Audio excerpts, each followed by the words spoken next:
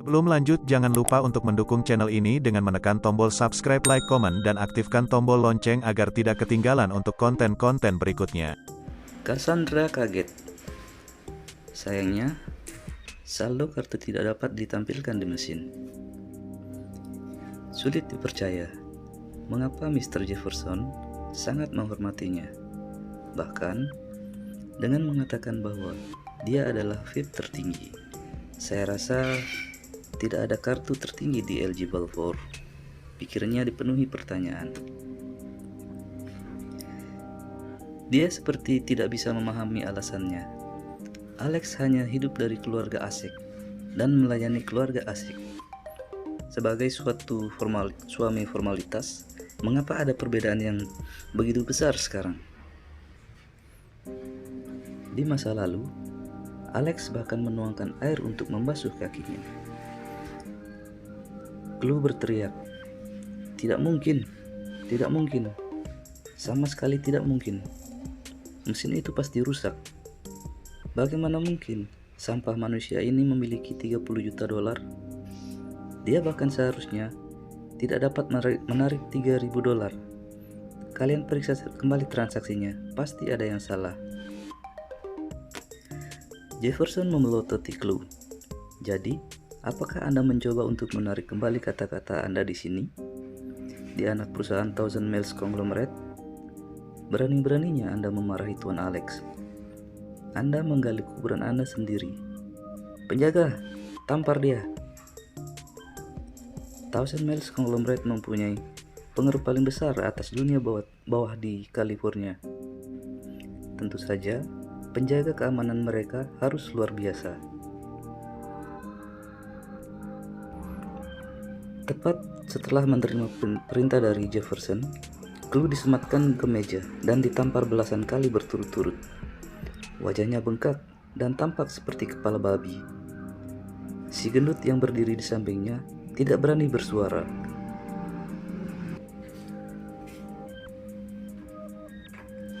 "Gendut, jangan lupakan perhiasan dengan harga 3 juta dolar, Alex mengingatkannya.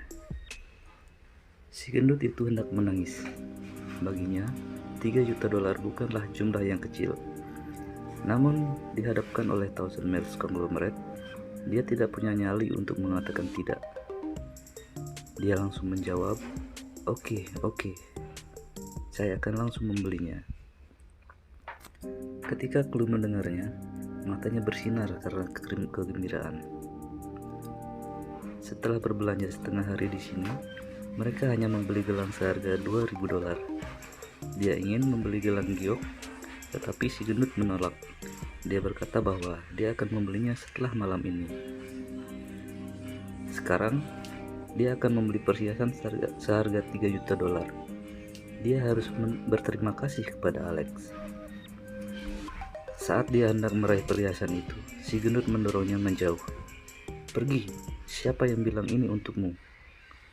Clue berteriak, "Jika bukan untuk aku, lalu untuk siapa ini?" Si gendut menjawab, "Aku membelikan ini untuk ibuku. Mulai sekarang, ini akan menjadi pusaka keluargaku. Kamu tidak layak menjadi istriku. Kamu hanya pelacur. Berhentilah bermimpi."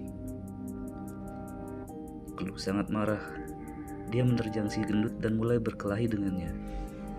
Akhirnya, Jefferson memberi perintah untuk menyeret dan menendang mereka semua keluar. Cassandra memandang Alex dengan emosi campur aduk. Akhirnya, dia tidak bisa menahan diri untuk tidak bertanya. "Aku tidak mengerti. Bagaimana kamu bisa begitu kaya?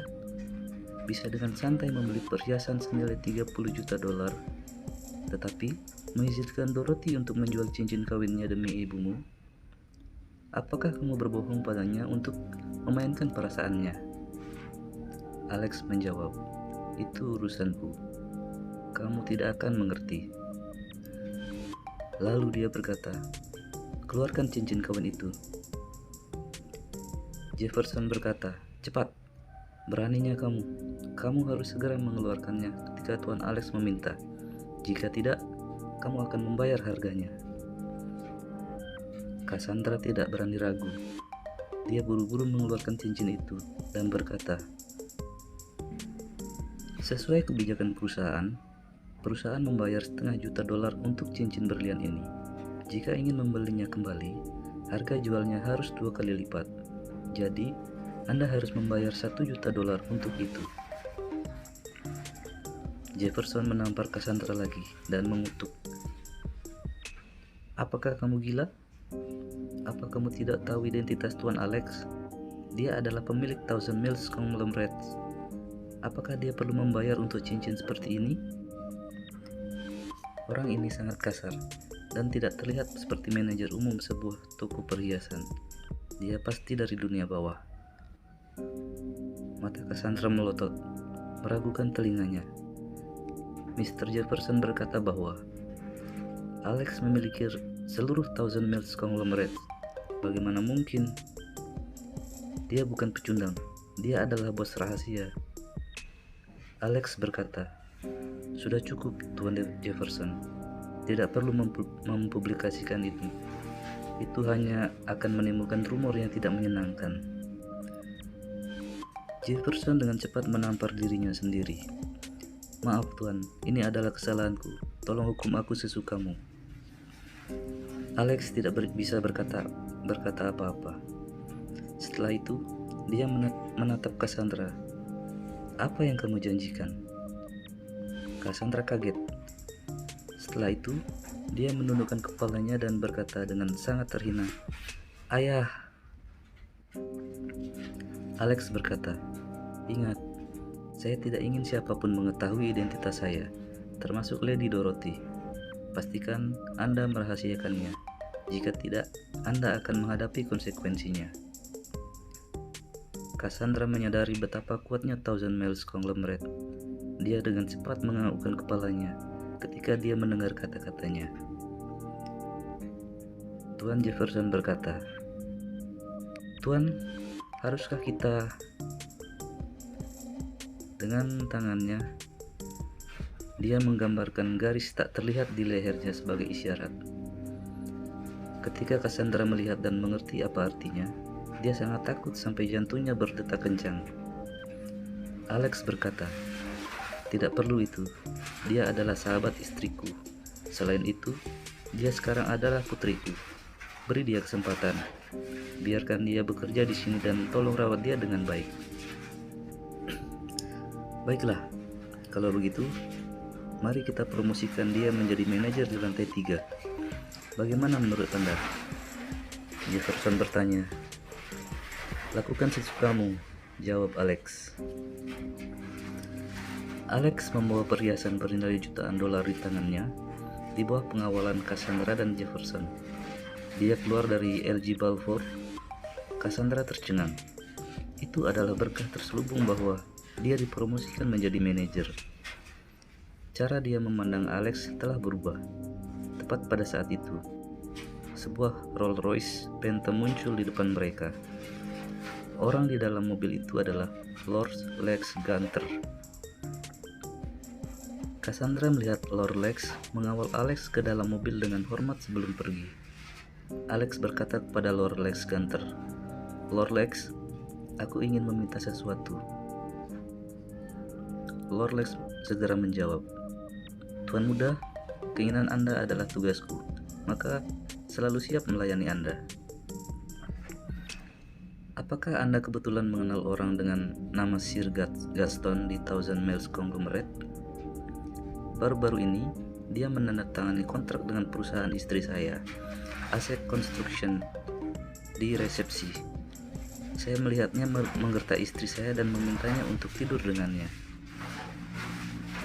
Lord Lex Gunter sangat marah. Lady Dorothy dipermalukan seperti itu. Dia praktis menandatangani surat kematiannya sendiri. Siapa nama lengkapnya? "Saya tidak tahu. Hanya Sir Gaston yang saya tahu. Apakah tidak ada orang seperti itu di sisi Anda?" "Saya tidak ingat siapapun dengan nama keluarga Gaston, tapi saya akan segera memeriksanya. Saya akan membereskan secara tuntas besok." "Oke, saya akan menunggu kabar Anda." Alex mengangguk dan berkata, "Ngomong-ngomong, Tentang fakta bahwa ayahku adalah pendiri Thousand Mills Conglomerate jangan dipublikasikan. Tetap dalam kegelapan seperti biasanya dan berhenti memanggilku sebagai Tuan Muda. Mulai sekarang hanya Tuan Alex. Lord Lex tertegun, lalu mengangguk. Baiklah, dengan seperti itu mungkin akan membuatmu tetap aman. Ada banyak lawan dari perusahaan Thousand Mills Conglomerate. Aku khawatir itu akan mengarah padamu dan Lady Dorothy. Aku akan memanggilmu Tuan Alex ketika kita berada di luar. Mata Alex bergetar. Dia tidak pernah memikirkan sebelumnya. Kalau dipikir-pikir, dia harus mencoba untuk tetap rendah hati. Nama Lord Lex terkenal sebagai pemimpin geng terhebat di California. Dia pasti menjalani hidup di bawah kilatan baju besi dan kilatan pedang. Dia pasti memiliki musuh yang tak terhitung jumlahnya. Setelah itu, Lord Lex Gunter mengeluarkan kartu lain. Ini adalah kartu VIP tertinggi Thousand Mills Conglomerate. Memperlihatkan ini di semua anak perusahaan akan memberikan kebebasan. Ambillah, ini akan menghemat banyak masalah dan mungkin menyembunyikan identitas Anda. Oke, aku pergi, kata Alex. Tuan, biarkan aku mengantarmu pulang. Pergi ke kediaman Asek, Lord Lex menjawab. Alex merenung. Dia pasti tidak bisa memasuki kediaman Asek sekarang, karena ibu mertuanya mungkin akan memenggal kepalanya. Kirimkan aku ke hotel manapun.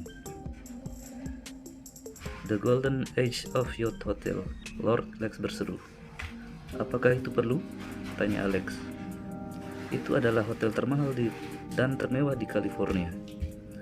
Lord Lex tersenyum dan berkata, Tuan, itu milik Anda juga.